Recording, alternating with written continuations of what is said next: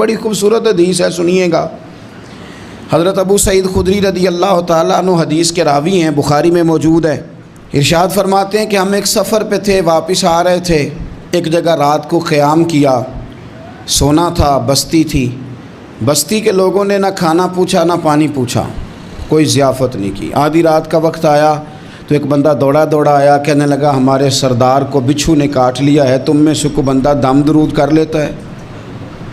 تو ایک صحابی کہنے لگے کر تو لیتے ہیں، پر تم نے چونکہ ہمیں کھانا پانی تک نہیں پوچھا، تم اگر دم کراؤ گے تو مفت نہیں کریں گے۔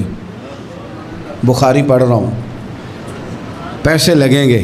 کتنے پیسے؟ بکریوں کا ایک ریوڑ پورا۔ شارحین نے لکھا 40 بکریاں، کنے دمہ دیاں؟ او بھائی اس سے کوئی بندہ جواز نہ لے کہ پیسے لینے جائز ہیں، اس سے جواز نہ حاصل کرے۔ آپ بات کو سمجھیں، پس منظر کیا ہے؟ پانی